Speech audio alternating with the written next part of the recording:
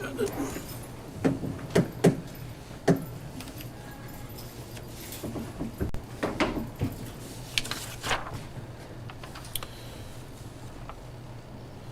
good morning to the Reno County Commission September 27th general meeting. I'll call the meeting to order, and we'll start with our Pledge of Allegiance and a prayer by Pastor Ron Deviney with Faith Chapel Community Church.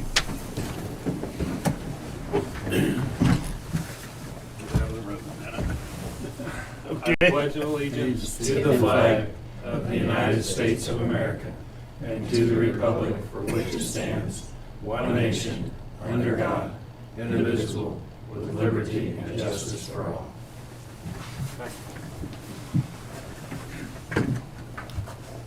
Father in heaven, we come to you right now in the mighty name of Jesus Christ of Nazareth, our Lord and our Savior. And Father, we thank you for this day that you have blessed us with. We thank you for your love, your mercy, and your grace. Father, we thank you for your presence here, Lord. Lord, we just ask that you would guide and direct everything that is said and done in this meeting. Lord God, that it would be for your honor, for your glory, and for your praise. Give these men wisdom and knowledge and understanding.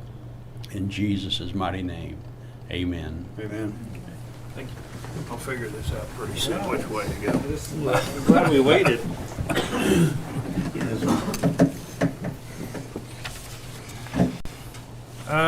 Well, welcome. Glad to see Commissioner Sellers back.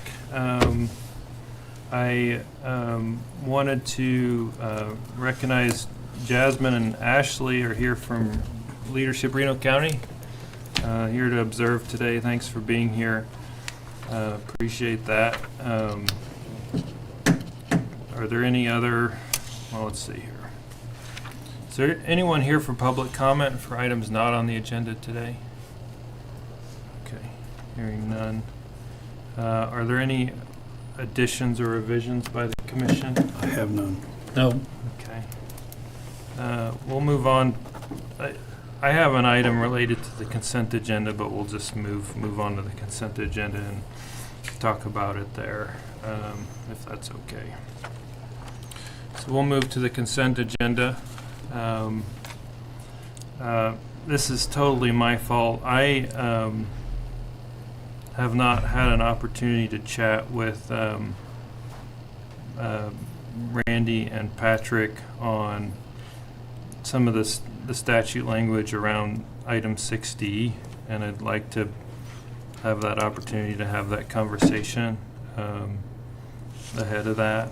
And so I'd like to pull that item and bring it back up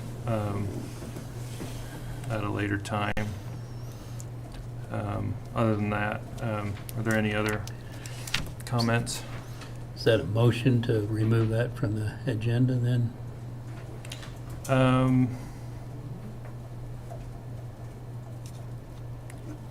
Yeah, I Where would you like it placed?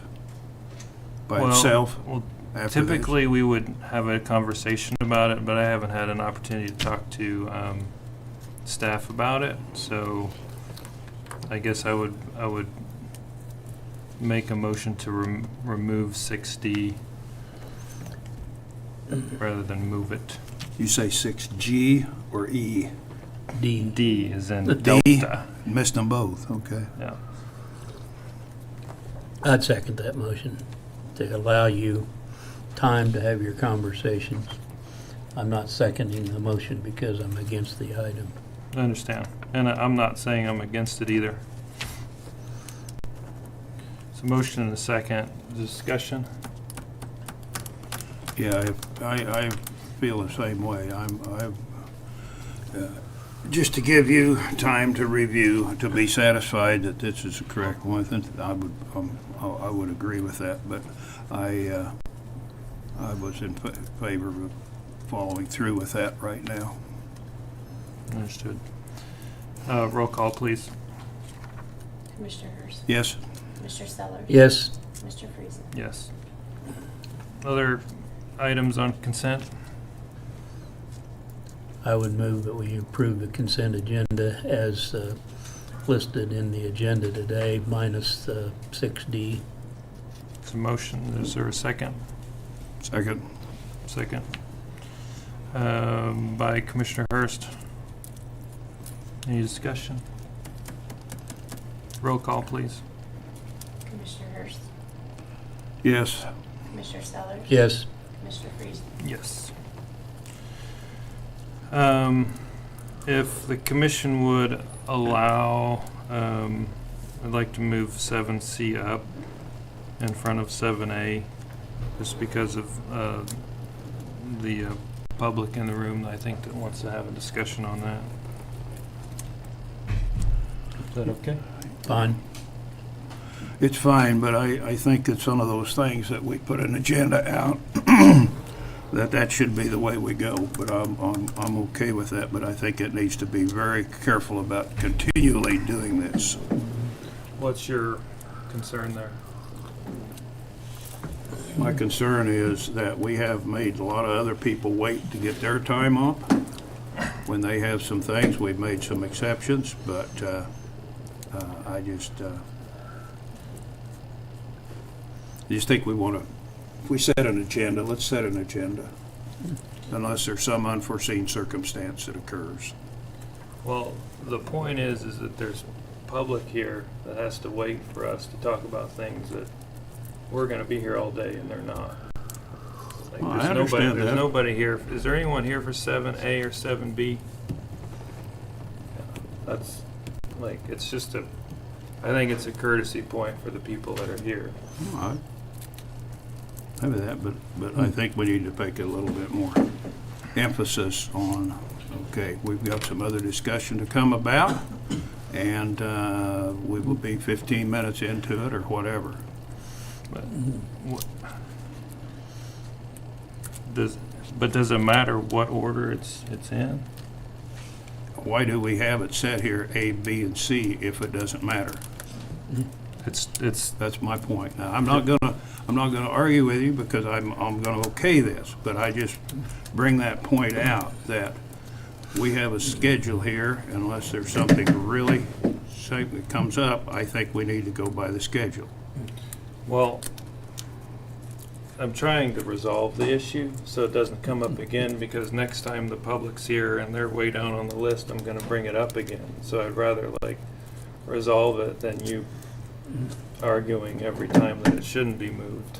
So I think both of you need to just calm down, let's do it and go on with the meeting. I agree.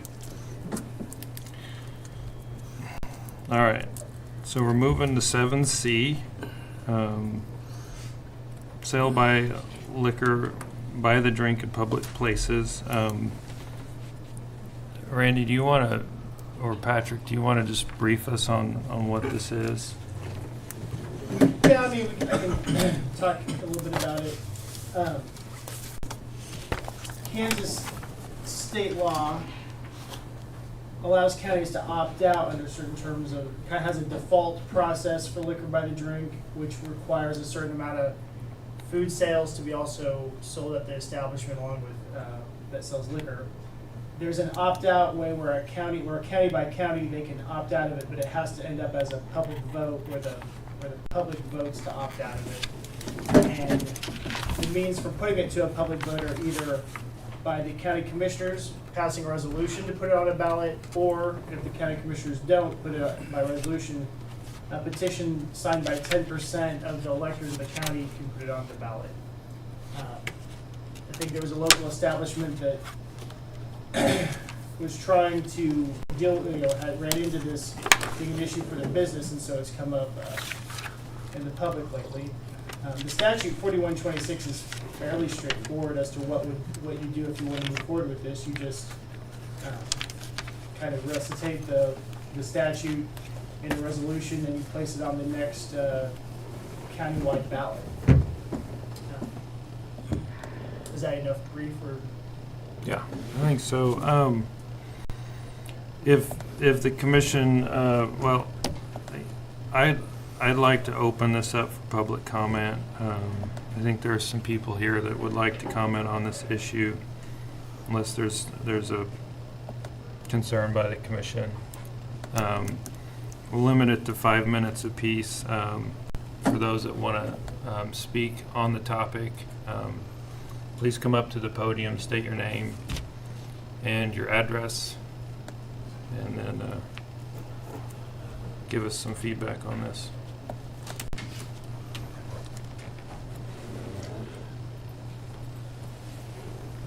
My name is Pippin Williamson. I am the owner of Sandhills Brewing here in Hutchinson, Kansas, and Sandhills Brewing is the establishment that was noted as the one that ran into this issue. So this rule is colloquially referred to as the food law or the food rule, and it has been in place since 1986. 1989 is when breweries were legalized in the state of Kansas. So this is a law that actually predates my business even being allowed to operate. The rule basically states that in order for a drinking establishment, anybody that sells alcohol by the glass, be it wine, beer, or hard liquor, they are required to have 30% of their gross sales be attributed to food sales. This rule is left over from the Prohibition era, and today it is very damaging and harmful to our ability as a business to operate. So what we are is a small establishment that has always been focused on being a community gathering space. And from the beginning, when we opened about 4.5 years ago, our goal has not been to be a restaurant. But unfortunately, the way that the rule works is we are not allowed to continue to operate unless we take very substantial investment and become a restaurant, or we do something like what a number of establishments around the state of Kansas and in Reno County themselves do, which is basically make the books look different than they are, is the only way to actually comply with this rule. So last week, we were informed by the ABC, which is the Alcoholic Beverage Control at the state of Kansas, that they were not going to issue our license renewal because we had not gained enough food sales. Now, 2 years ago, we were given a license without issue, without comment, without any mention whatsoever of this food rule. And so we were a bit surprised when a week and a half ago, the ABC told us that we were not going to be permitted to continue to have our license. This license, which is our liquor license, which allows us to sell beer in the glass, is fundamental to the operation of our business and to keeping our team paid and our business operational. Without it, there is not an option for us to continue operating our establishment in the way that we have tried to do, which is to be a community gathering space that is family friendly. It's never a late night establishment. We are a place that for friends and family to gather, for business after hours, for public events, for community meetups. All of those things are aspects of our business that are untenable if we lose this liquor license. So last week, I had to send out a plea for help, which was a plea to the Hutchinson community to come support us if you believe that we should remain open. And I asked people to come buy as much food as they possibly could. And we sold a lot of $10 hot dogs, a lot of pizzas, a lot of pretzels. And ultimately, we were successful in raising over $40,000 in food in 5 days because the community of Hutchinson and the surrounding area voted with their feet, their dollars, and their appetite that said they believe we should still be here. My request now, and why I am here, is because this is an issue that we should not have to face again in 2 years. And so I would like to see us put this on the ballot and allow the people of Hutchinson to vote on it. Putting it on the ballot is simply asking for public vote. And so that's my request to the commissioners here and why I'm here. So I don't believe that any business, be it my own or any other that wishes to include a liquor license in part of their business strategy, should be required to go through this. And I think we deserve a chance to change this. It is not only bars and breweries and restaurants that have liquor licenses. There are lots of other types of businesses. There are several downtown, for example, craft shops, DIY craft workshops, for example, that also have liquor licenses. And those liquor licenses help them build a better business that includes more aspects that are inviting to their customers, that help them provide the establishment, the environment that they want in their business. Those businesses are not allowed to have a liquor license without food sales if this 1986 law does not get addressed. Thanks, Pippin. That was a good summary for me. Does the commission have any questions for Pippin? Yes, sir. I recall, and you'll have to help me with the dates here, but in either 2019 or 2020, you made the then members of the county commission aware that this was a problem for you. And we discussed some possible solutions. I guess I'm surprised that this came up as an issue to you because you knew either in 19 or 20, and help me with the date. It was 2019. 2019, that this was an issue for your establishment, and as I recall at that point in time, the commission suggested some alternatives to solve this, and if I'm not mistaken,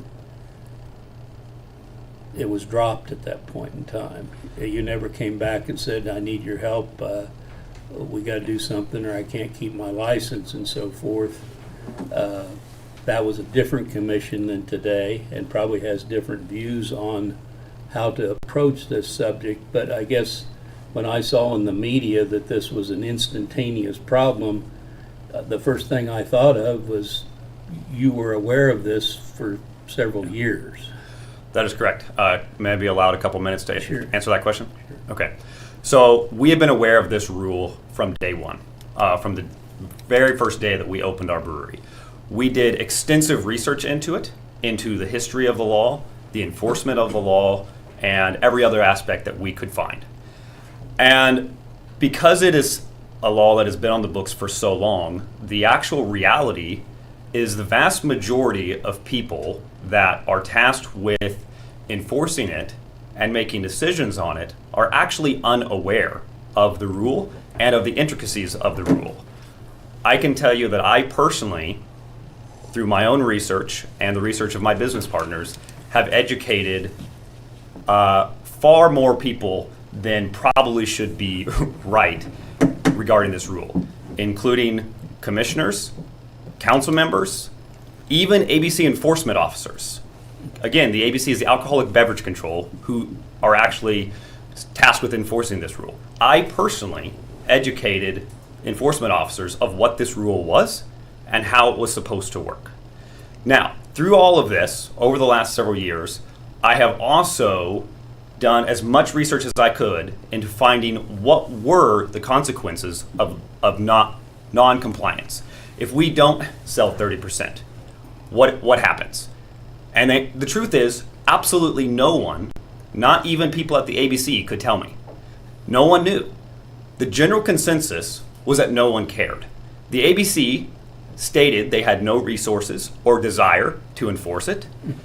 The county officials, including here in Reno County at that time, were unaware of it and also basically made it very clear that it was not something that they were worried about.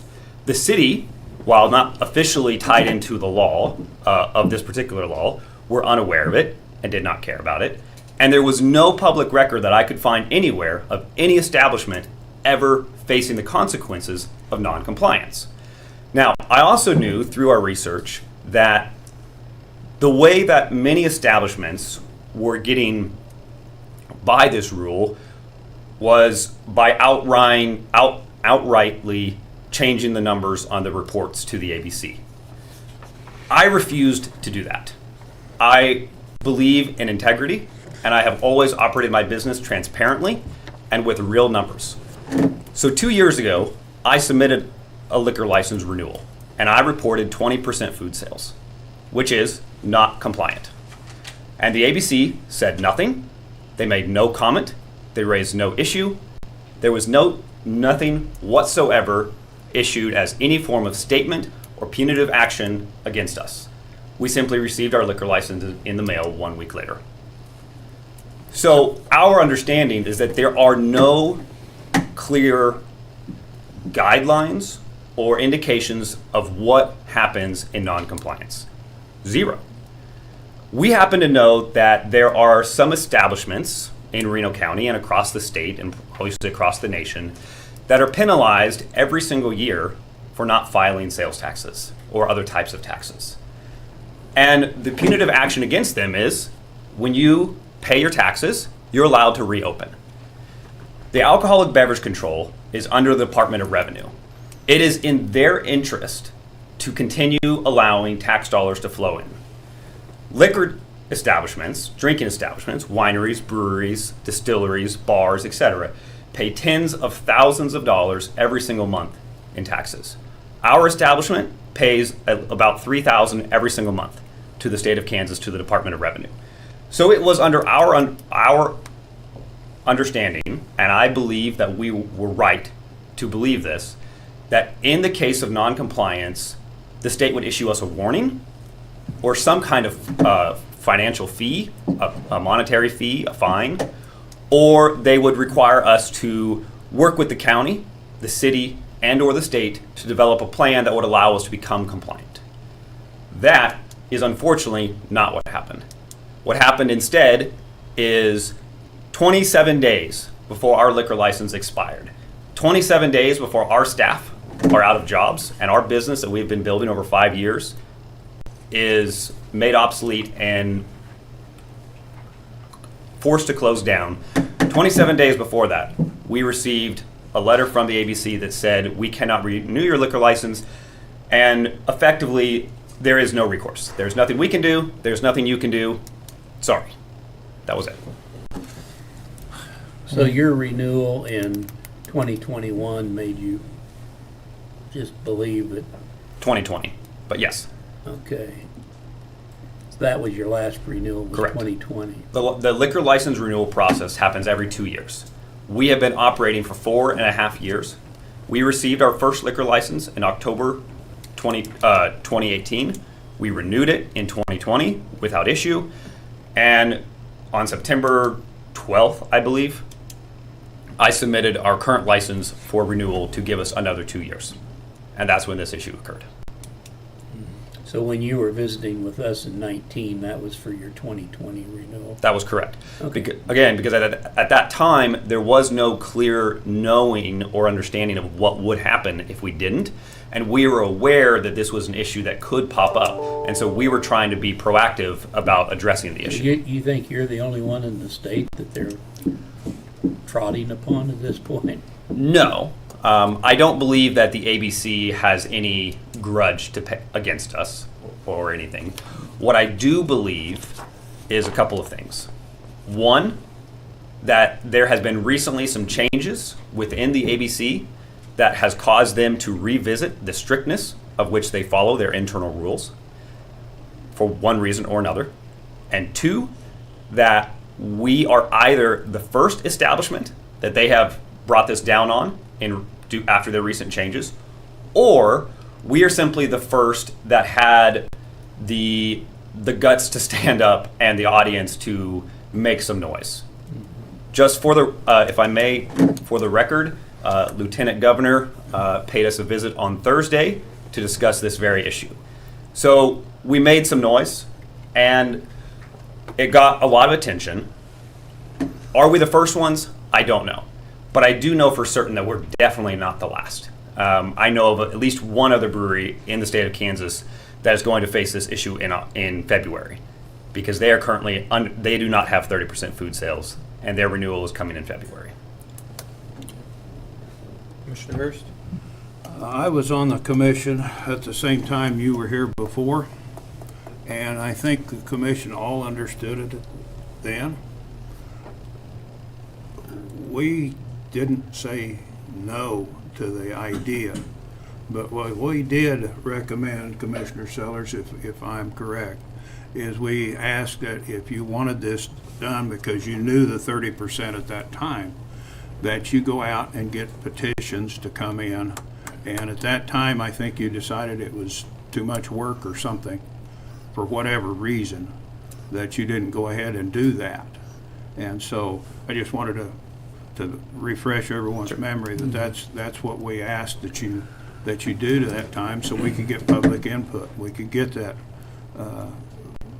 feeling behind it. May I address why we decided not to go for a petition? Absolutely. Okay. The getting a petition, it requires 10% of the, I believe it's the 10% of the voters in the county that voted for the Secretary of State. They look at the statewide elections and do a calculation. Okay. And I don't remember the exact number of signatures that were going to be required at that time, except that it was an enormous number.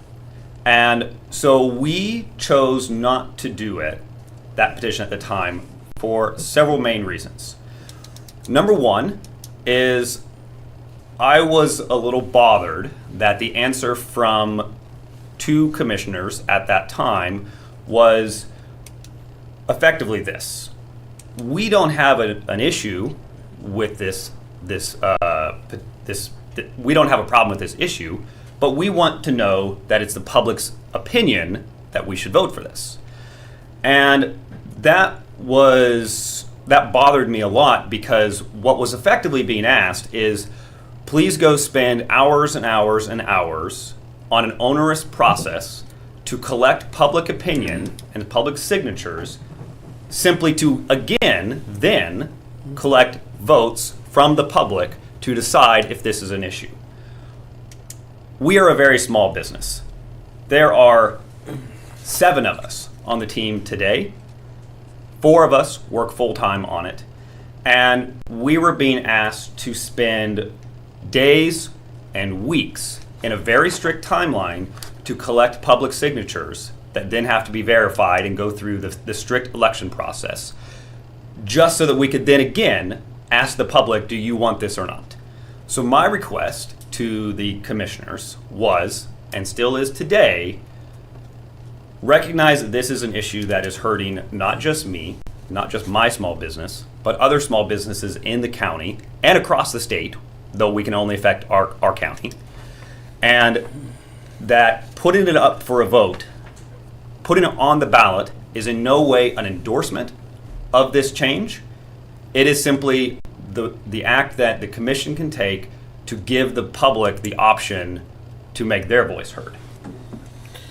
Thank you, Pippin. I know there might be 1 or 2 more people that want to talk today. Is there anyone else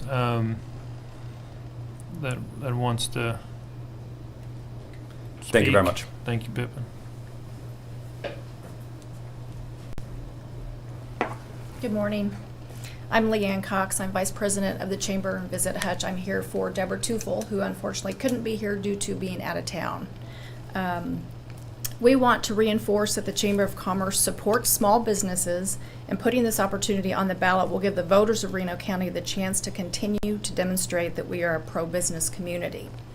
We feel like the community of Hutchinson has spoken loudly in its support of this issue by the response received in the last few weeks at Sand Hills after hearing about the roadblocks with the licensing requirements. Pippin Williamson has made a significant investment in Hutchinson and Reno County in recent years, and he continues to grow his business and expand his footprint in the downtown area. On a broader scale, Pippin is involved in 2 successful breweries in 2 separate Kansas counties. A growing number of Kansas breweries and distilleries are opening up throughout the state, catering to those in search of unique experiences. Currently, there are over 80 in Kansas, and that number continues to grow each year. Breweries create a really cool tourism aspect for out-of-towners as people travel throughout the state seeking breweries and leaving their dollars behind in those communities. But it's also good for local residents as well. The mission at Sand Hills Brewing is to serve as a community gathering place. This is particularly attractive to young people and families. The target market often for breweries is typically people who are looking for something different from the big brand beers. They are looking for a beer that has more flavor and personality, and they're willing to pay a bit more for it if necessary. Breweries have become a fun and attractive meeting place and event venue for community members of all ages. Breweries are family friendly, which creates a much more family atmosphere than most bars and restaurants, which then leads to more social gatherings. We ask you to please consider voting for a resolution to put this issue on the ballot and allow Reno County citizens to voice their opinion. Thank you. Thank you. Leanne, would your presentation to us today mean that the Hutchinson Reno County Chamber of Commerce is in favor of putting this in the ballot, and that's their recommendation to us? We are in favor of that, yes. Thank you.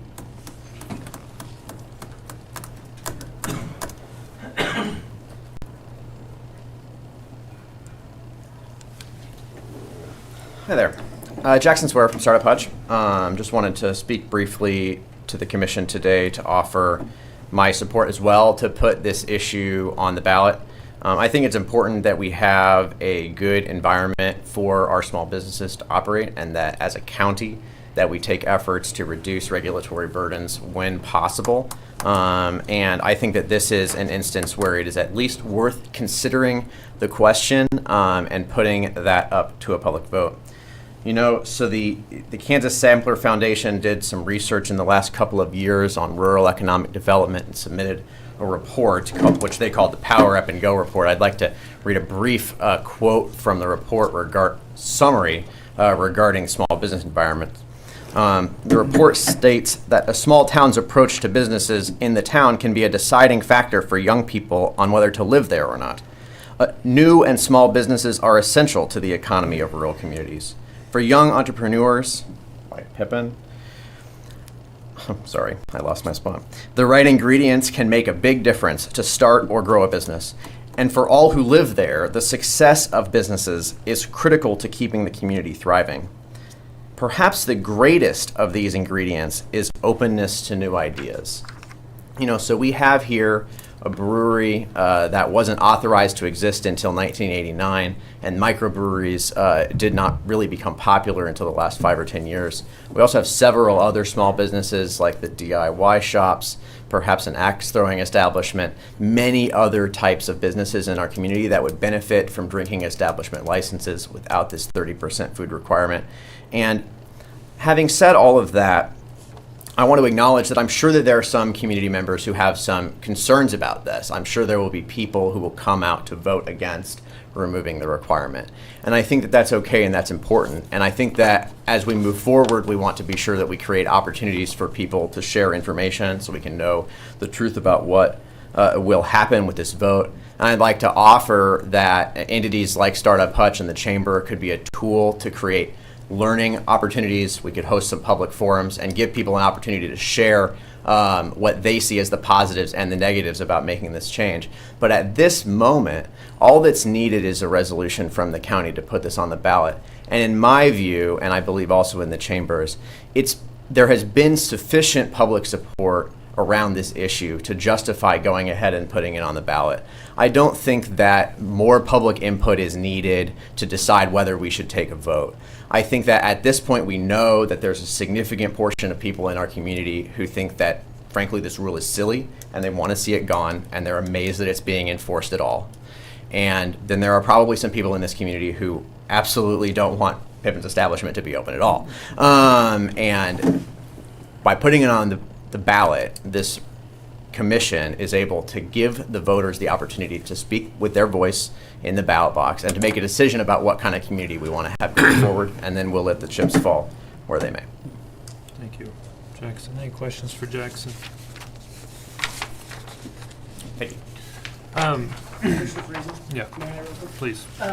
In my kind of setting the table, I should have called out more attention to the fact that by state law, it's too close to put this on the ballot for the upcoming election. So if this is ultimately put on a ballot by petition or resolution, it would have to be it won't be on this 2022 election. It's too close by state law to put anything on there. So I just wanted to make that clear for the public and the record. Can you state what if one of us were to make a motion today, what would that motion look like?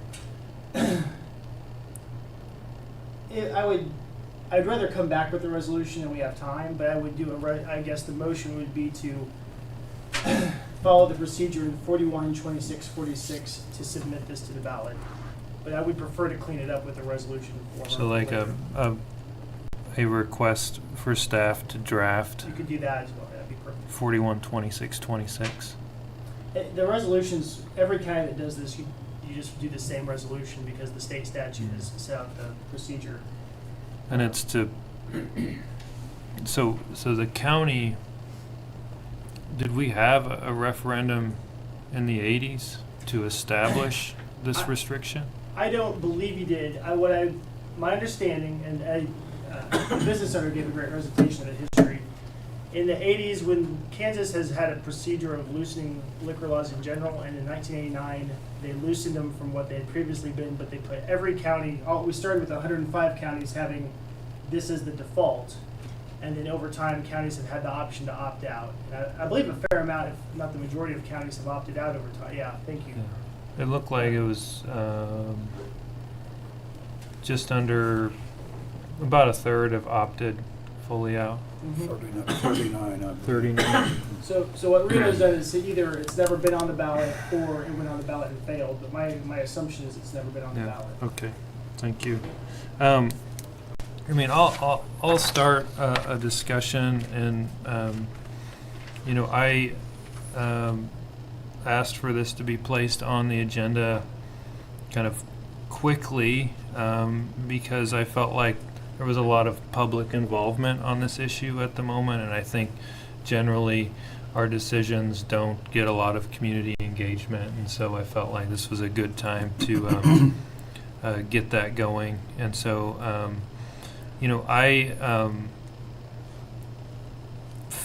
just talking to Pippin, talking to our state, at least one legislator, generally nobody understands why this even exists and what the purpose was originally. I think perhaps originally it was the concept that people might, get less drunk if they have to eat, or if the establishment focuses a little bit on food as well. I have never heard any evidence of that in any establishment, including Pippin's. So I think this law was misplaced originally, and certainly not our place to determine, but it looks like we can ask the public if they feel the same way. I would encourage, as whatever we do, those that have concerns about this to go visit Pippin's establishment. It's a very family-friendly environment, and I've never seen anything but positivity and positive kind of community activities and positive community get-togethers and so forth. And so no matter if you feel like this is maybe not your thing, you don't have to go drink a pint if you just go visit Pippin and talk to him about his establishment. I think I really support small businesses that are creative like Pippin is, and this is certainly not an area I think that the government needs to get involved in. I think the market kind of solves this. If nobody wants to buy Pippin's beer, then he'll go out of business. Otherwise, this just seems like a heavy-handed piece of red tape that's not needed. I generally think that small businesses should not have any unnecessary red tape. So I might pause a second. I'm prepared to make the motion that was crafted by the county councilor here just a moment ago. And if that would be a good segue into further discussion, or if there's anything ahead of that. Well, I'd like to expand on what you just said.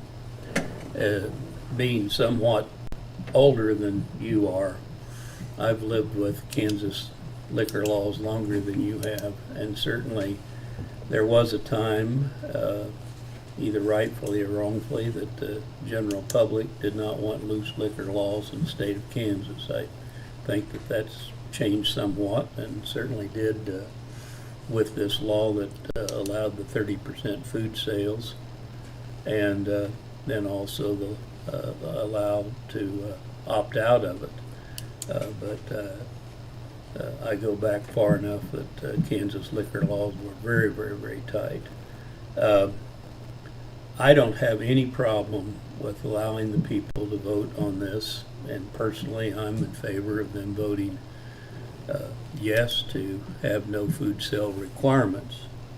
The part that I want to say is that in 2019, when this was brought to us, I basically said I'm willing to let the people vote on it. The other two commissioners didn't want to vote on it unless there was something brought to the commission. The commission has changed since that point in time, and probably the viewpoints of at least two of us are different than they were in 2019.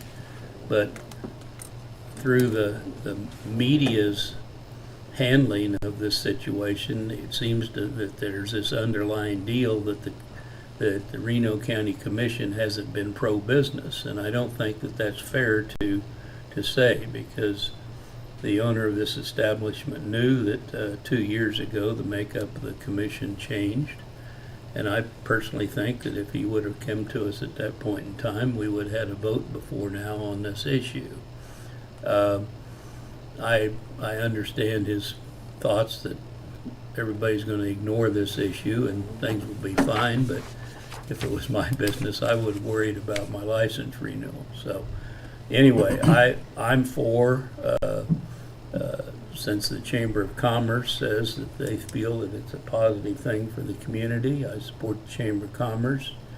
I'm for our chairman's thought that we ought to direct staff to bring a resolution to us to allow this to be voted on at the next election. I'm very pleased that Mr. Williamson was able to get the dollars in food sales so that he can renew his present license, but I think that this is something that the public should vote on. Commissioner Hurst?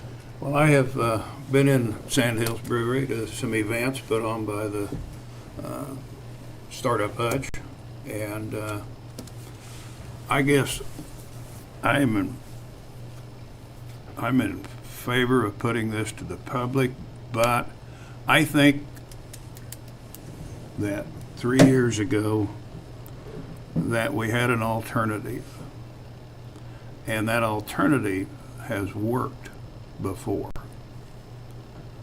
and that's to give an opportunity to bring forth to the commission a definite reason to put this on the ballot. Now, we've seen it in a little different form here by a few people, because they've made it possible for the establishment, Sandhills, to continue operation. But that's part of our democratic process that's set up so that if people think something is unfair, that they have an opportunity to voice their opinion. And without that opportunity, it becomes very much more political, in my viewpoint. I think that most of us who've been there understand that this is a gathering place, as was mentioned, that we can't control ourselves what happens to what an individual does that will affect another person. But that's true of anything, that whether we go on the highway or not. So I believe that we have an opportunity for some time to let our county councilor come up with a proper wording that he's satisfactory with, to present to us at another date, whether it's a month down the line or the next meeting. We see 39 other counties that have done this. I do think that this should be a state situation, and I very much like Commissioner Sellers. I've been around a while, and I've been through all of those processes as a younger person over the years and how they've changed from spending $5 to be able to go into a place or not. And so that's just a few of my thoughts regarding this, that just one person deciding he's going to change something, I don't think is right, but that was his prerogative, just like it is for all of us. And this could have been solved a long time ago. Thank you, Commissioner Hurst. Piven, I'm sure it's great fun to hear the government critique your business decisions, but I would make the motion here to instruct staff to draft a resolution to bring to the public a decision on whether the county opt out. Is that the correct word? Well, I think you If put on you- the, yeah, to opt to, sorry, you're right, opt out of the food requirement. in KSA 412646. Is that sufficient Yeah, direction? Absolutely, I'll have that for you. The next time we meet, I may not be here because of another obligation, but if we could move it to the second meeting in October, if that's okay, I'll Okay. have it for sure then. With the intent of which would be on the general election, November 2023. Yes, I have I'm emailing with the Secretary of State's office, and we'll discuss that I will discuss at the meeting where we take up this resolution when we can do it, because I have a question for them about that. It sounds like from my conversation with the county clerk, that would avoid the cost associated with a special election as well. Yes. Okay. So there's a motion on the table. Is there a second? Second. Second got by Commissioner Sellers. Any discussion on the motion?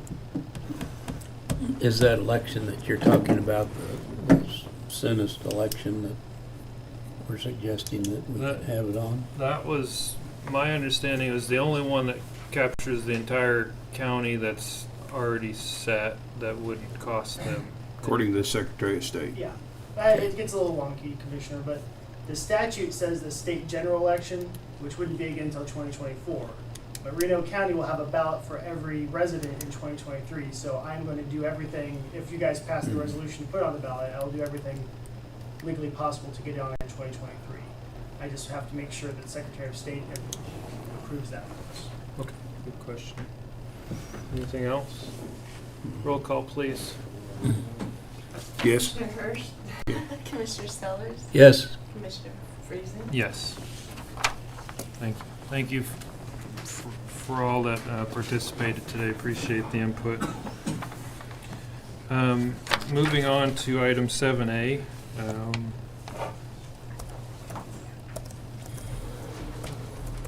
Looks like Don is here. Is Don going to present, or Randy? I'll start, and then Don will be here for questions.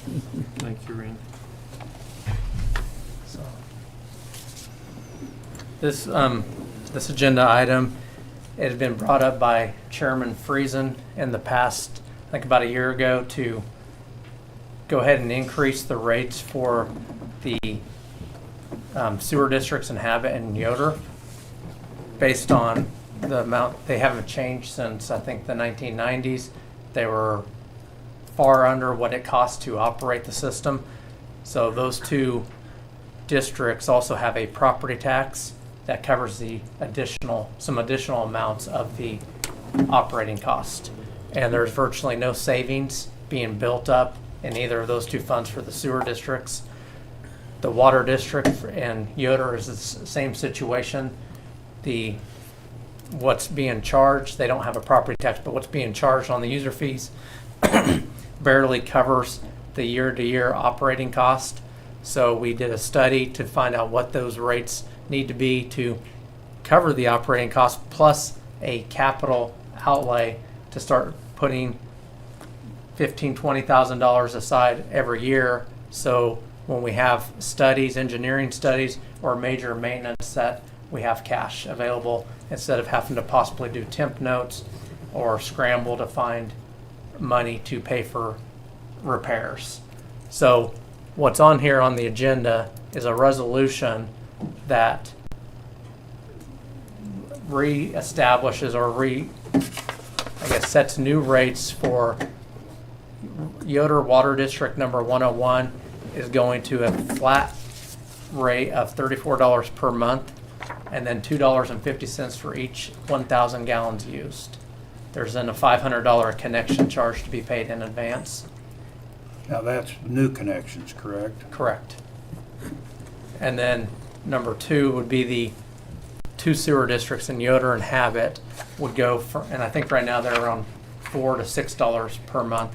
It'd go to $30 per month for each residential connection, $37 per month for each light commercial institutional connection, and then $138 per month for each heavy commercial institutional industrial connection.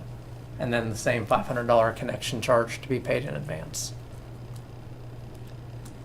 That's what the resolution states. So staff is recommending the adoption of this resolution to set the new rates to start building up funds and cover the cost of operations.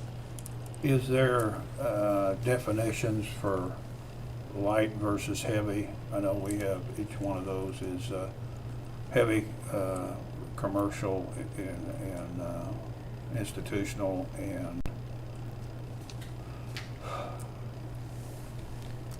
So manufacturing. How do you differentiate? I guess I think that's what Don, I'm getting at. okay, so we're gonna have to create that. But Don't you? The one, like- commissioners think that'd be a good idea so that there's no conflict of interest, not conflict of interest, but just so questions. yeah, because there's limited businesses in those areas. So the meat processing plant versus a restaurant or versus the Kansas Law Enforcement Training Center, we'll have to And I'm sorry, describe which those are. I didn't get back with you before this on that, so. Okay. But yeah, Can you just, so there is no definition? I think right now they're, and Don, are the certain ones being charged different rates based on this? Do you know which ones are? Yeah, and there's a lot of businesses like in Yoder where it's, you know, it's just a family business, one restroom and stuff. They're the same as residential. It doesn't change until you get to the restaurant or the locker plant, and then in Habit, it's, you know, they have businesses there that are very small too, but then they have the, you know, larger businesses in the college or the law enforcement center. So that's the difference right now. That actually needs to be spelled out so that there's no question. We'll need to do that before November 1st. Could you just do it by usage? Just put like a, On water, you could go by Average usage. On usage. sewer, you can't. you can't use the water usage to, Yep. Well, it's like in the Habit area, we don't supply their water. In other areas, the water usage that they, and just like Yoder Meat, they have their own water well, so we can't use it there either. and I don't have my cheat sheet in front of me. Actually, I do. So Habit is 202. Yoder's 201, Habit's 202. Okay. I might be bouncing around a little here, but like, there's one heavy user in Habit, and they're gonna pay how much? $138 per month at this time. They're Shouldn't we address that on an individual case basis? Don Britton, Director of Public Works. On the Habit, on the sewer, right now, the only thing that's been charged to them is a connection fee, which they have 2 connections, which equals $80-some a month. That's how bad this is. When creating this, going to $138 a month, that is for right now.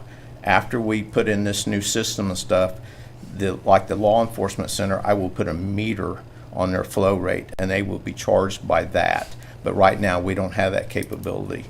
So you can, besides on their water usage, which we don't supply their water, I can have a meter put on their, a flow rate meter on their sewage, and we'll charge by the 1,000 or 10,000 gallons there. So their rates will be much higher than the $138. So that's kind of a step later. Yes, that's after we get what we're going to do to fix their sewer issues, whether we're going That to. makes sense, Don, but given that there's just one entity out there, it's known, and we kind of know how many people are in there at any one time, can we just make a rate up for them and just be done with it? I mean, that area is not, are they that far different than all the other users? Yes.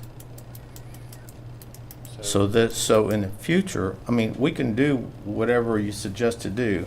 They will pay that flat rate, plus they will be charged burn flow meter on how much sewer they're producing. So, like a home that has an average of 4 people in it is getting charged on this new rate $30. How many people are in that building at any one time? Right now, over 300. Okay, so it's like 100, let's say 100 times larger. Do you think that's an accurate reflection of how much more output they produce than a household? Well, on the sewer rates on the household, the only charge they're ever going to get is a flat rate. On this institution, we could make the flat rate much, much higher, but probably need to reduce that once we start charging for the flow rate. Okay. I'm trying to just solve the problem here, and it doesn't feel like we've fully solved it if we're going to charge an entity that produces 100 times more waste, 5 times more than the average residential connection. That doesn't seem. Commissioner Friesen, I think this is a good start, and then when we get more information on cost and so forth, and get started. But I think we just wanted, if I remember right, a starting place to go from. I'm I okay. understand That's what what you're you. I'm just kind of pulling my hair out. Like it's like one entity. We know what it is. We can probably estimate what they produce, and we could just set their rate and move on rather than not deal with it. But I think their rate is probably, I understand exactly what you're saying. Their rates probably should be over 1,000 a month. yeah. But I'm just coming up with a flat rate that you have to pay no matter, and to guess what we can guess what they're sending out, and I can create that flat rate now. But we wouldn't want to keep that later. We'd have to change that. We don't want to charge $1,000 flat rate and then put it on a flow meter, because the flow meter is actually going to tell you exactly what we should charge them as they grow. A flat rate, we're just going to have to guess. Okay. Can we just put that in here then? Or Well, I do you think need Don another suggested study? that at that point in time that we'll move towards that. Yeah, when Flow rate after process. the project's over, all these rates may change, because both the water district and the 2 sewer districts have capital projects coming up that we're working on. So these rates will change. We'll have to look at these again in a couple of years. And then at that time, I think is what Don is saying, we'll have the flow meter on the Kansas Law Enforcement Training Center to accurately. So will you have to redo all of the rates, or are you just going to put a flow meter on and increase their rate? After the capital projects, I think we'll need to know what bond or loan, what the payment is, and then we'll have rates that are in addition to these rates. There'll probably be an amount that's set aside. Here's what the cost of the project is, and then the flow meter. It just bothers me that it's staring us in the face that this is a $1,000 a month user, and we're not going to address it. Commissioner Friesen, in my research for this resolution, it looks like the county has revised all the rates in 87, 1988, 90, 92, 93, and then 2001 and 2007. And so, to me, part of the issue in the past has been just kind of an ad hoc change of rates. I think going forward, these rates should all be reviewed more regularly, the same way a city does a user fee, where they revoke a prior ordinance with a new ordinance every year. I think if the Reno County gets in the habit of reviewing all of our rates, maybe not yearly, but maybe bi-yearly or as needed in a more regular fashion and not ad hoc, and then just using a resolution that gets replaced and rescinded every time we update the rates. That might be the solution going forward. I don't think this is necessarily intended as the last time we do this. I think this is an improvement toward getting good. Yeah, that's a fair point. We're not gonna have to pay for another rate study in a year? Okay. No, in this resolution, we have an automatic on the flat rates that those go up 2% a year. What was recommended to us was 3% a year, and also on the water per 1,000 gallons used, that go up 3% a year. So I don't think that is realistic. I don't think that's fair. So talking to Randy, I thought that 2% was right, and for only the rates and not the gallons per 1,000. We should not raise that 3% a year or 2% a year. Well, just the rates, flat rates.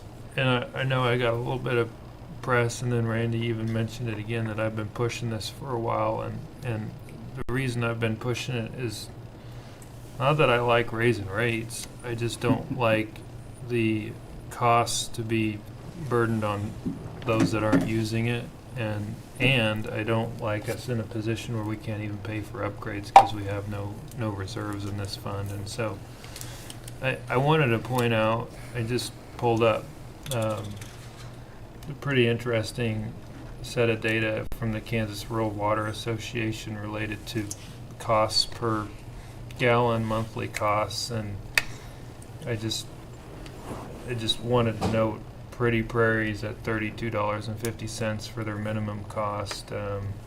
Turon's on here at $33. I think I saw Haven in here on the first page for Haven's on here for $37.53. So I know that the news, said something like 400% increase or something. That's if you look at where they were and where the county hasn't addressed it for a long time. I think if you look at it as a percentage of where other rates are in the county, I think you're right in line with what everybody else is paying. It's just the cost of supplying water. So Yeah, I don't think these look unreasonable. I mean, we looked at all the surrounding areas to try to come up with this, and yeah, it is a large percentage. That's just because it hasn't been addressed since 2007 is why this is the way it is. I 100% agree with you on the law enforcement center. I don't know what to do about it. I don't know what the process is or how big a deal it is to put these flow meters in. It's not like they couldn't be put in now, but I don't know what that cost is, and I don't know where to get that money. yeah, well, I mean, as long as we have a plan. I mean, I don't want this to sound like we're picking on that agency either, because it's a great resource we have in the county. It's just, again, it's just the cost of operating, and if you produce more, you pay more. So as long as you're gonna address it in the next year, that sounds fair to me. We're gonna address it as soon as we figure out what we're going to do and then get that process started of putting in that new system. But I think the proper thing for them is the flat rate, as we suggested, and that goes up 2% every year, and put a flow meter on their sewage. Okay. Don, how soon will we know the actual costs on the water district part? 101. Right now, the engineering is getting a cost estimate on that of the project. And they've been working on that ever since we have approved, that we got permission from the city that they would, sell us water. So that should be within the next month. I would think that we should have something on that. The preliminary plans of installing all that line, of course, it's going to take a little while, and they're working on that. So right now, as we speak, they're working on that. From what you know now, are your original estimates somewhat in line with costs? That was the last estimates that I got from them, so now they're fine-tuning that. Mr. Chairman, I'd make the motion that we approve the resolution as stated in item 7A. Second. A motion and a second. Discussion. I'd like to say that the commission chairman started on this process of getting these raised 2 years ago. Some of us kind of balked at thinking that that was a priority. He was right, and some of the rest of us were wrong. So I'm glad that we're getting the rates in line with what's needed at this point in time. I would agree with that, and also the fact that there was a lot of work put into this, and meeting with the general public as well. And so, thanks for all your work. Yeah, appreciate the staff's work on this. And, you know, Patrick's comment about us keeping it front of mind in the future, Randy, if you could make sure the commission does that. And I want to thank the city of Hutch too for their willingness to cooperate. It makes a lot of sense to not duplicate very expensive infrastructure. So appreciate the city council's willingness to collaborate and partner on this as well. So with that, we'll roll call, please. Commissioner Murphy? Yes. Commissioner Sellers? Yes. Commissioner Friesen? Yes. Okay, next on the agenda is the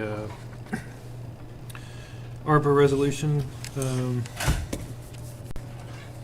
2022-22. Randy? The ARPA resolution that Patrick has drafted, and in front of you, there was a change. You have a revised one in front of you this morning. Just some language changes. So we had first tranche, and which is the first half of the money. We've actually received all the money. So just a couple wording changes to make sure that this was for the full $12,042,385 that Reno County has received from ARPA funds. The resolution then kind of states, and it does refer to the attachment, which is a table of where the commission has voted previously this year of where the money should go. So this resolution basically formalizes it so the outside agencies know that the money is coming to them, that they are getting the money contingent upon other contracts, agreements that we are going to be working on. This kind of allows them to start planning better, because we have had some agencies ask, well, are we really getting the money? Or even though the commission has voted on it, this just formalizes that. At the last meeting that you guys talked about ARPA, you did request that the spreadsheet come back to review, and I'm going to pull that up. Here's the spreadsheet of where the commission chose to spend the money. The United Way K-Ready is a $4.5 million for childcare, Interfaith $4 million housing, SCED $500,000 for housing, then the Chamber of Commerce $1.2 million. Industrial development was pre-approved. It's the industrial park that they've talked about, and then Hutch Community College working with the Hutchinson Regional Medical Center to expand the nursing facilities. There's a capital project they're raising money for. There's $200,000 here.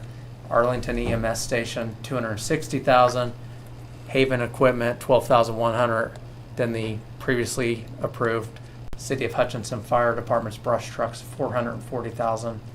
And then Pretty Prairie EMS ambulance station, and Reno County Emergency Management Fire Administrator equipment needs, and capital and software. The truck has already been ordered and purchased, I think approved by the commission for that part of that $70,000. the Reno County Sheriff's Office. It says Snap-on trucks, but the sheriff is working with Kyle to find the right truck or what the right equipment vehicle needed for the sheriff on that relates to this 50,000 or less.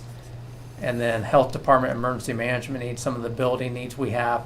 There's 522,785 set aside for that. And then administrative expenses of 137,000. And that was just kind of the remaining amount where the 137,000 came from.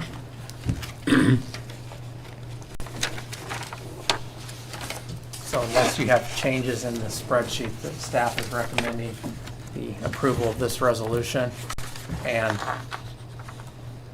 the other part is I was planning on sending out an RFP, which I kind of let you know, a request for proposals for administrative and management oversight for the ARPA funds, possibly using a company similar to what the city of Hutchinson has to ensure that the contracts and bill payments are coming in correctly. And that would be paid for with part of this 137,000. I like how simple this is. Yeah. Okay, I don't have any questions regarding this resolution, but what's holding up the contractual agreements with, in particular, Interfaith Housing and SCED and so forth, so that they can start spending money? Identifying the specific programs and putting a contract that, and I'll let Patrick explain that a little more as he's been working on the contracts. In technical terms, they're hard. It's very complicated. Treasury has changed some rules on us, and we're trying to design programs that we know, 100% know will qualify for ARPA. In talking with Leslie, in talking with Randy and I, we've had several meetings going over this. And the risk to the county of making a mistake with these federal funds is so great. It's really hard to move forward without assurance from someone who has experience. So I think the reason for the RFP is to kind of, we all just feel like we need really, I speak for the three of us, having a guide who is doing this every day and living with the treasury regs every day and the changes that they make every day would just be incredibly beneficial to us. So we're kind of advocating for that. So you're saying that we won't create these documents until we have a consultant? I've worked on one and I think it's good, but if it is 99% good and 1% of it's wrong, the treasurer could throw the whole thing out. So there's a little bit of paralysis by analysis going on, but it's so important, that's why we're balking at it. And I'm just being blunt and honest with you. With the RFP, we could have that back during October and have probably agreements in place in early November. So they can start spending the money. The question is whether you want to move faster or not. No. I'm disappointed that we're not further along, but I guess when you get money given to you, have constraints and have to deal with them. And I mean, some of the treasury, Leslie's really been in all the meetings. I mean, they have changed the rules since within the last month or two. They've adjusted their reporting requirements. So it is kind of a scary thing to work on with out firm ground underneath us. But we are talking to Interfaith all the time and working on getting their first programs going as soon as we can. We're talking to them constantly to make sure they're not held up too much. But the original intent of the commission on how these funds would be used by daycare and Interfaith and SCED aren't substantially changed. No, I don't. No, not they at have all. not. No, I think the purpose of this is to lock that in so that everyone on both sides, so that the agencies have a sense of assurance, and then it's also, the caveat in here is that we need to work with those outside agencies to make sure that they design programs that are going to qualify for the ARPA and be compliant. So this moves us forward quite a bit, especially if we get the RFP back. So when can you get it done? Can you set a date? I think the RFP basically gave until the end of October, so could have a proposal the first meeting in November, or possibly the last meeting in October. Well, you know, if you wanted to speed things up a little bit, I think Randy's playing it safe here by putting an RFP out. Like, I kind of advocated, but kind of agreed with them. Like, I felt like we could use the city of Hutch's RFP process that they went through and just adopt their same consultant. I think that's who they feel like is qualified. Like, you could save a step and just say, hey, the city of Hutch already vetted this, and just use that. Is that out of bounds? Well, but don't we need the RFP to get a cost from these people of what? Yeah, I mean, that would maybe save us one meeting, but it really doesn't save a huge amount of time. But Okay. we do hope that, you know, we'll see who the RFPs come up and we'll get you guys a contract as quick as we can. Yeah, and I have not sent the RFP, so I can change towards an earlier date. I was waiting for today's meeting just to verify that you guys are okay with that.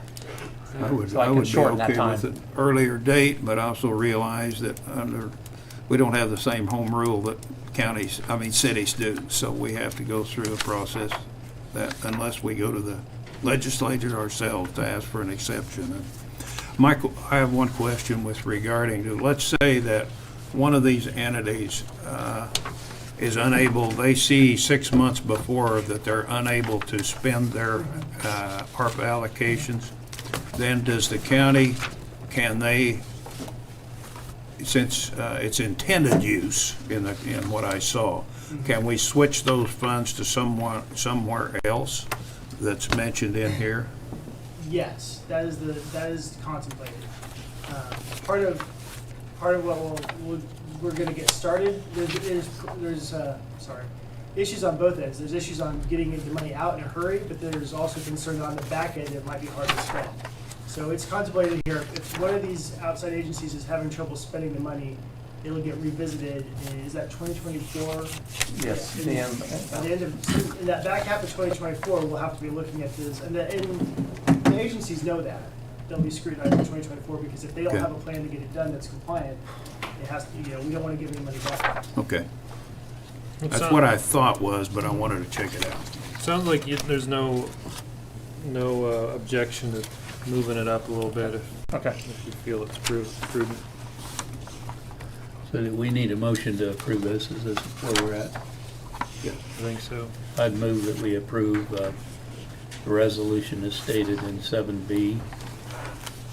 A motion by Commissioner Sellers, You want to put the number in there, Commissioner Sellers? 2022.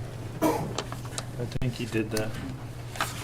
I don't know the number. 2022 dash what? 22. 22? Okay.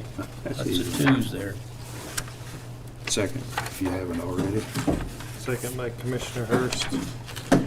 Roll call, please. Commissioner Hurst. Yes. Commissioner Sellers. Yes. Commissioner Priestley. Yes. Okay. Randy, are you up again? Yes, I am.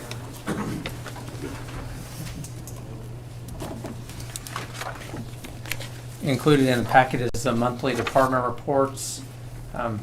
Not sure, did the commission have any questions on any of these? I have none. I have none. Okay, I'll go past that then. And then I just wanted a couple updates. Is I had mentioned, or you guys are aware that City of South Hutchinson had sent a letter to for the commission about neighborhood revitalization programs.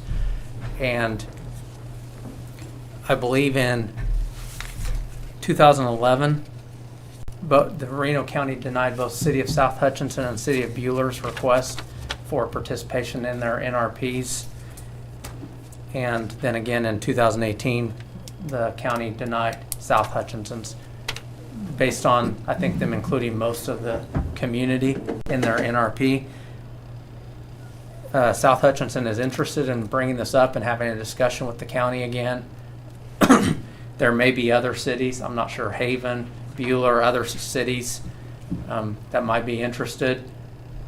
It'd be my recommendation, if the commission is interested, for us to start having meetings. Staff could meet with the various cities and discuss what their, I guess, goals are with the NRP, what their areas that they would consider, if they're still wanting to move forward with this. I know the city of South Hutchinson is, but I think it'd be good to reach out to the other cities in the county to see if they have an interest.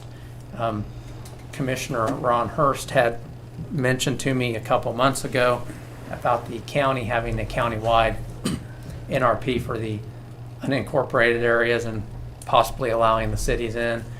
Staff has looked at that and came up with some suggestions. The appraiser's office, the county clerk, legal staff, we've kind of looked at that. So I think we would be relatively close to having a countywide NRP if the county commission wanted to move that direction. And for your... Well, but, I'm not sure I fully understand. The reason we denied the South Hutch is because they had included the whole city and not just distressed areas. Isn't that correct? That's my understanding of from reading the minutes and talking to people, yes. And so by what you're suggesting, we would be changing our thinking that we would be allowing this to be used in any area of any city or the unzoned area of Reno County. Not necessarily. Because I think in reading the minutes, and I wasn't here at that time, but City of South Hutch was denied because they had a map, and I think it included most of the city, and the commission just denied it. I don't know if they said, come back and here's a map that we would approve. It was just denied and went away. My recommendation is to have a meeting and maybe come to a compromise of where the Reno County Commission might be comfortable with what areas of a city, or they can leave it up to the city and say it's the whole city. It's, in my opinion, and I'll defer to Patrick, but it's legal interpretation of that statute and what NRP really should cover. There's cities and counties that have it very specific to what the statute says, and it's only certain distressed areas. There's other cities and counties in Kansas that it's the majority of their community, because any and their opinion on this from my conversations with a few of them is any improvement is better than just vacant land or no improvements. So that tax abatement they get is incremental of the increase between the increased value and what it was before. So cities and counties aren't losing any tax dollars per se. They're just slower to get that increased tax. The trick is, there's a certain percentage that just organically happens. And the trick is that you have to basically incentivize some volume above whatever you abate to actually make it worth doing. Is there a way to show that that would potentially occur? Or is there any case studies or like? Well, aren't you just delaying the taxation on improvements Yes. by, what, is it 10 years? Well, that's up to the community. It could be 5-year, 100%, 10-year on a sliding scale. It's up to each community or the county to make that decision of what the amount is. But if you did it countywide, you'd basically guarantee that your tax base wouldn't grow. Initially. Well, and it gets wonky again, I guess, but to me, my experience doing a countywide plan does not necessarily mean, I guess it could mean, but it doesn't necessarily mean that every piece of the county has the same exact rate of return and rate of abatement.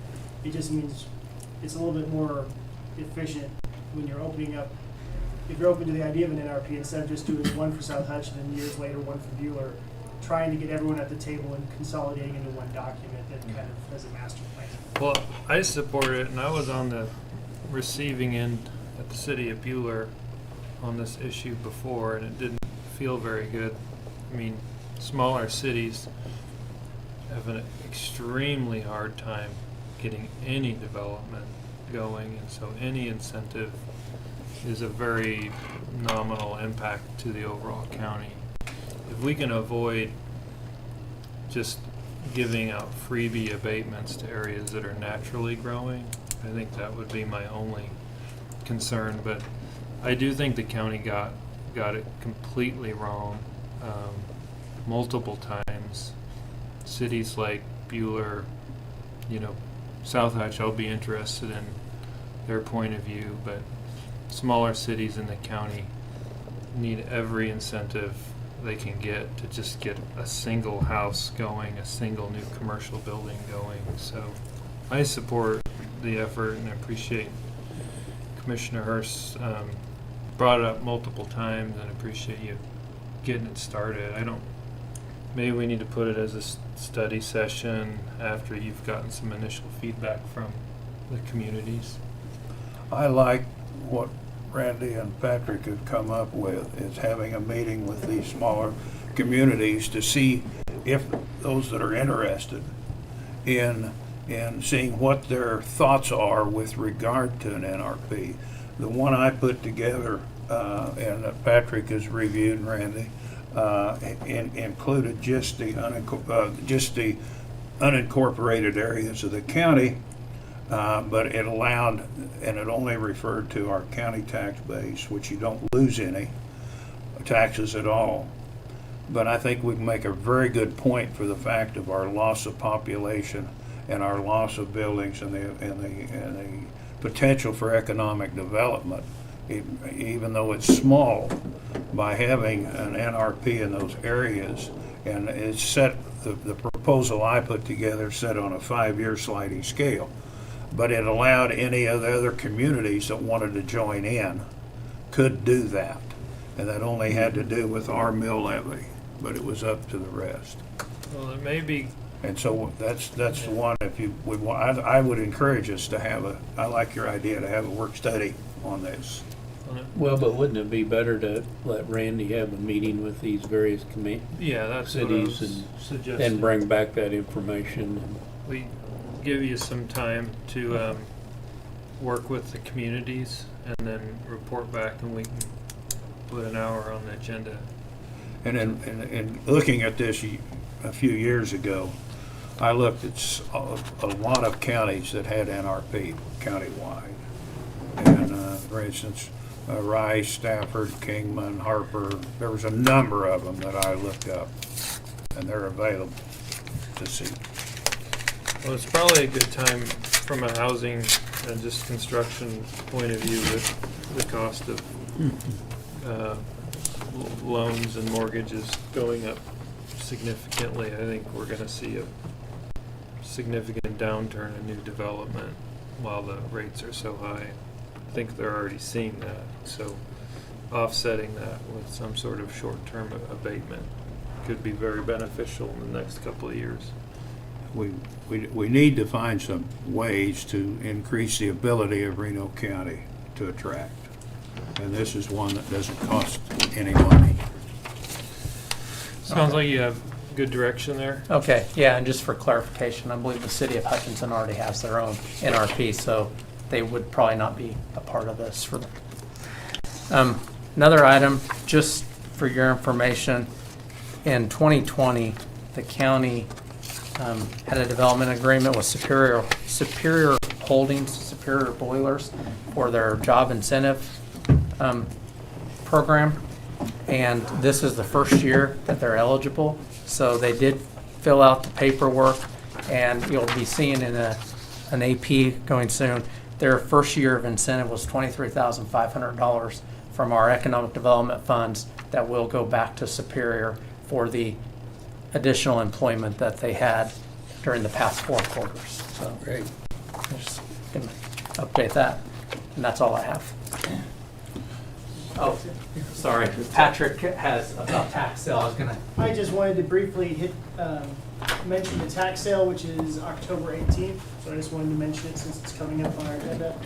Today, county has received $405,720.62 in past due taxes and fees. We have, as of yesterday at 4 o'clock, 82 properties left for sale, and of those, only 45 are residential. The rest are vacant or commercial. And of the 45 residential, we had the sheriff's process servers knocking on doors and reminding people of the deadline coming up. So that's the state of the tax sale. Thank you. How does the public get information as far as what will be sold on that date? We've given the information from the appraiser's office to the auctioneer. They can contact my office, or I am blanking on the name of the auctioneer because this is my first year working with them. But if they call Shonda or me, we'll get them that information. They can see what we have. The list is going to change. I mean, when we had deputies, process servers handing people reminders, it very quickly got some action yesterday. I think by the end of the week we'll have some more of those off the property tax roll, but you know, we update it as it goes, and those vacant and commercial properties are more likely to end up on the sale date. Contact the county. Your office could give a list of Yeah. properties that's on that list? We update it constantly, and we'll get them what they want to know. Is there a reason we couldn't put that online? No? Might be helpful. Yeah, Patrick, the only reason I bring that question up is we've done this for years and years, and it just seems like to me that it all of a sudden there's a tax sale on the steps of the courthouse, and you might get more bidders if there's more information. I think that the people who are regular bidders are more aware. They're of it. aware. They ask Okay. throughout the year. They're tuned in. Maybe You're probably the, right. The people who are the bidders that we want at the sale, they know. They've been asking for a while. Okay, thank you.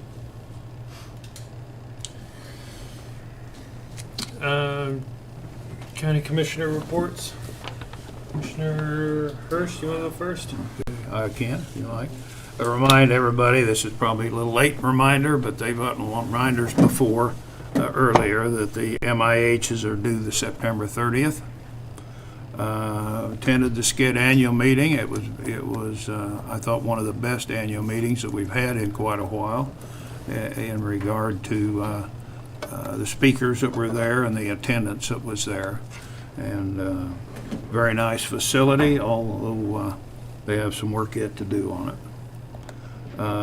Last night about 7:15, it was sent at 7:15, so later than that, I got a family got an email regarding a meeting tonight, or Thursday night, at Dillon Nature Center regarding, I think, the Forestry Service is going to be presenting there on household safety. And I guess a quick notice, maybe it went out to other people before we got it, but certainly quick notice. And Adam didn't know anything about it, and our county administrator didn't know anything about it. So I applaud the fact that they're going to have these meetings and give information out, but let's try to get it out ahead of time. But I think that was a very good work on the Dillon Nature Center as well as the Kansas Forestry Service. That's all I have. Mr. Sellers? Yeah, I have 3 or 4 things, a statement, a couple questions. I'd like to thank Cindy Martin, County Clerk's Office, for the minutes that we received. I think they're very well done. I think that's another example of very competent employees that the county has. It's been my 3.5 years of seeing that we have some very great employees with the county, and I like to recognize them, and Cindy does us a very good job. Thank you. Where are we on the contract with somebody to do a county building study? That'll be on the next agenda. We received, yesterday I received the final proposal, so I'll put it on the next agenda. Okay. Can you give us a brief update on where we're at on the courthouse, getting it finished both inside and outside? The last I knew, They're very close. They're on the windows, the punch list, everything's pretty much done, and the outside I think is relatively done other than the stones. Finishing up at the top of the dome, they should be done in the next month or so. I mean, they really should be done in the next month. It's getting a lot less of Okay. it coming around. And then it's my understanding that there's general consensus on the commission to, when we have 5 commissioners early next year, to meet downstairs. Is that Veterans room. project going along well? Yes, we're making some modifications to the room for noise right now, and we'll be doing some carpet updates, painting, and the audio visual. We are waiting for final estimates of what it's going to take to put the audio visual down there to be adequate. So that will cost a little bit of money. And we'll be moving the audio visual from here. Not all of it is, some of it's outdated. I think the cameras are going to be moved from here, and maybe some of the stuff at the annex, but we're also having to buy additional equipment. I think that equipment, if it can be, like, one of the thoughts here is that that's a multi-use conference room, because if we use this twice a month, and if we can, I think investing in conference technology, so long as it's used by the rest of the departments, would be okay, in my opinion. No, I'm not against that. I just want to know where we were to make sure that that's ready, because, and you're feeling that there'll be 40 chairs available, We should have around at least 40 seats available. where we Yes. have, what, 16, 18 here now. But it'll be bigger. That'd be a good, It'll be good done by, change. we're hoping to have it done by the end of this year. Okay, thank you. And along those lines, I really want to see something where, the technology is one where we kind of get by, when a commissioner is traveling and they want to dial in, but I think there's a next level. If we're going to buy equipment, we ought to get stuff that's allows us to virtually meet with vendors and other staff and county commissioners if they're out of town. So it would be, we've had a few times where we've gotten by, but if we can keep investing in that, I think it would be good. Okay, that's all my questions. Thank you. I don't have any today, so.